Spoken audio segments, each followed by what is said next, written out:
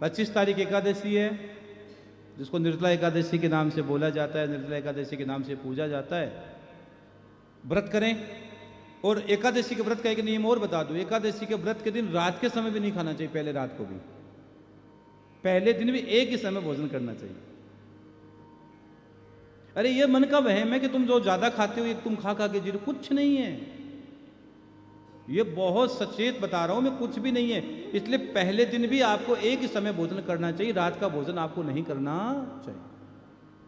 केवल दूध पीकर सोवो।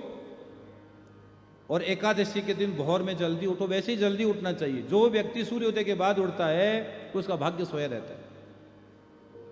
तो रात को जल्दी सो जाओ, उठो, भोर में उठो, आपकी जो नित्य क्रिया वो करो, और जी भरकर एक आसन पर बैठकर ओम नमो भगवते वासुदेव का जाप करो। एकादशी है, केदारनाथ में बैठे हो तो नमः शिवाय का जाप करो, आसन पर बैठकर करो, और जल पास में रखो।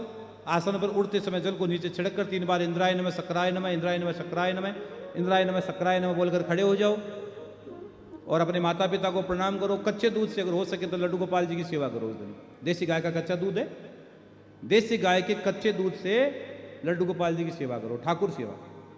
हम तो यहाँ तक कहते हैं जो व्यक्ति लड्डू गोपाल के देसी गाय के कच्चे दूध से ठाकुर को स्नान करवाता है, उनके घर में किसी प्रकार की कमी नहीं रहती। उनका वंश इतना बढ़ता है कि कुछ मत आओ। केवल और जिस गाय के बछड़ा हो उसे दूध चढ़ाना प्रारंभ कर दो लड्डू गोपाल को, तुरंत भगवान की कृपा है, कुछ नहीं करना है। और देसी गाय का दिया जलाया करो, देसी गाय के घी का दीपक जलाया करो, तुरंत आनंद हो जाएगा। तो सुबह सुबह दीपक जोड़ दो, दीपक जला दो और पूजा कर लो। और कर सकते हो एकादशी के दिन तो भगवान विष्णु को तुलसी से अर्चन करो, विष्णु सहस्त्र नाम का पाठ करो, गोपाल सहस्त्र नाम का पाठ करो, राधिका सहस्त्र नाम का पाठ करो, सहस्त्र नाम तुलसी दल भगवान पर चढ़ाओ, 1008 नाम बोलकर चढ़ाओ। 1008 आपको याद नहीं है तो कृष्ण कृष्ण कृष्ण कहकर चढ़ाओ, राम राम राम कहकर चढ़ाओ, कुछ भी कहकर चढ़ाओ। 1008 पत्ते भगवान शिव चढ़ाओ, सालग्राम जी की सेवा करो। और अगर कुछ भी नहीं कर सकते हो एकादशी, आपसे इतना नहीं हो पा रहा हो, तो गौशाला में जाकर गाय मैया को प्रणाम कर आ जाओ, तो अभी तुम्हें समस्त देवताओं को पुण्य तुम्हें प्राप्त हो जाएगा। एक गाय ऐसी जो समस्त देवी देवता विद्यमान है, तो गौशाला चले जाओ और गौशाला जाकर उस भूमि को प्रणाम कर लो, और जो गायों जहां गायें रहती है उस मिट्टी को उठाकर माथे के लगा लो। इससे बड़ा कोई चंदन नहीं होता, इससे बड़ा कोई तिलक नहीं होता। ये सबसे बड़ा तिलक चंदन है। हम तो इसका प्रयोग बताते हैं। तो हम एक बात और बोल देना चाहते हैं, इसलिए सुबह भोर में उठो, माता पिता को प्रणाम करो, अपनी नित्य क्रम की जो पूजा करो उसमें उस दिन तुलसी दल की पूजन स्पेशल जोड़ दो। हरिचंदन लगाओ, ठाकुर को हरिचंदन लगाओ, बहुत प्रिय है। हमने कितनी बार कथाओं में कहा, जो व्यक्ति भगवान को हरिचंदन से पूजा करता है ठाकुर जी की, उसको 3 महीने में सुधीर भैया दर्शन होते हैं बिहारी जी के। आप प्रैक्टिकल आप भी करना, 3 से 6 महीने के अंदर व्यक्ति को साक्षात अनुभूति होती है केवल हरिचंदन से। माथे पर हरिचंदन हो, ठाकुर जी को हरिचंदन लगा दिया जाए तो 3 से 6 महीने के अंदर अंदर अनुभूति होती है। और देसी गाय के घी का दिया जला दो, ठाकुर को हरिचंदन लगा दो, 3 से 6 महीने में प्रैक्टिकल करके देखो आप। हरिशरणम हरिशरणम हरिशरणम करते रहो, फिर प्रसन्न मन से ठाकुर जी की सेवा में ठाकुर जी तिलक लगाओ, ठाकुर जी को प्रसन्न मन से तिलक लगाओ, और ठाकुर जी तिलक लगाओ, ठाकुर जी की सेवा हो, उसके बाद वो तिलक अपने माथे पर लगाओ, फिर देखो चमत्कार। आप हालांकि मैं चमत्कार वाला आदमी नहीं हूं, मैं विश्वास वाला आदमी हूं, क्योंकि फिर भी आपको शब्द मैंने बोल दिया है तो आप जल्दी शब्द को समझते हो। तो ठाकुर को हरिचंदन लगाओ, फिर अपने स्वयं चंदन लगाओ, ठाकुर सेवा करो, और फिर पूरे दिन आप कुछ लेना नहीं है। निर्जला एकादशी है तो कुछ जल भी पीना नहीं है, नाम जाप करते रहो, नाम जाप करते रहो, नाम जाप करते रहो, न किसी को झूठ बोलना है। जो व्यक्ति झूठ बोलता है उसको एक झूठ को साबित करने 100 झूठ और बोलनी पड़ती है। सुबह से शाम तक नाम जाप करो। लेकिन एकादशी का एक नियम और है, हम तो खाटू रहते हैं, और एकादशी के दिन क्या करना है, हर एकादशी के दिन रात का जागरण किया करो। क्या करना है, जितनी देर हो सके रात को जगा करो, रात का जागरण किया करो। एकादशी के दिन रात भर कीर्तन किया करो, बाबा की जोत जला लो और बैठ जाओ, नाम जाप करो। ज्यादा प्रदर्शन करने की जरूरत नहीं है। ज्यादा लोग प्रदर्शन करते उसको बुलाए, उसको कुछ नहीं, एक दीपक जलाकर बैठ जा, नाम कर, वही तेरा कल्याण करता है। एक तो एकादशी की रात जागरण करना है, एक चौदस की रात जागरण किया करो। अमावस से पहली वाली रात तो पितरों की रात होती है, उसको चौदस की रात बोलते हैं। तो इसलिए हम आपसे विनती करते हैं मेरे बहन भाई, एकादशी का दिन है तो मुझे बताना जरूरी हो जाता है, परसों एकादशी है। यही कथा है आज की मेरी तो, क्योंकि 2 दिन बाद एकादशी है। मैं एकादशी के दिन बताऊंगा तो क्या मतलब होगा?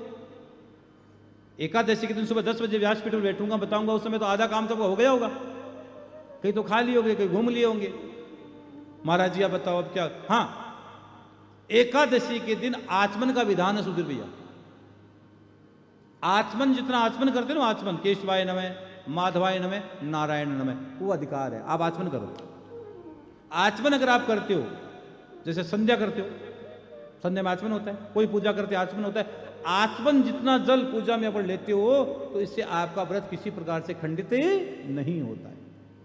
आचमन आप कोई भी पूजा करते हो, केशवाय नमः, नारायण माधवाय नमः, 3 बार आचमन करवाते पंडित जी, हाथ में जल अगर पिलाते हैं 3 बार आचमन, उससे आपका एकादशी का व्रत खंडित नहीं होगा। ये व्यासपीठ से कह रहा हूं, इसे 3 बार आचमन कर लो,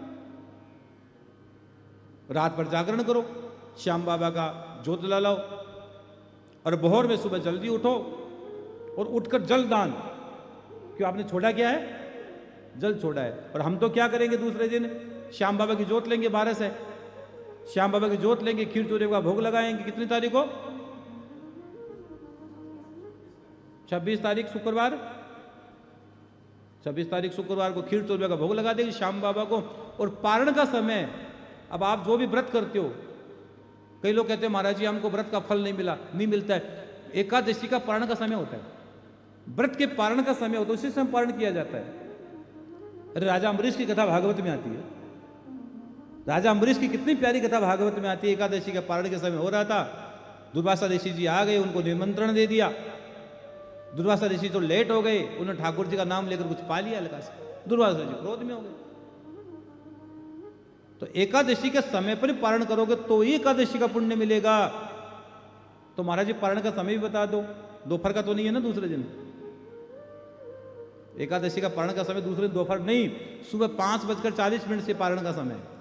आनंद हो गया महाराज जी, उड़ते ही पानी पिएंगे, स्नान ध्यान कर कर करना है, ठाकुर सेवा करके जल लेना है।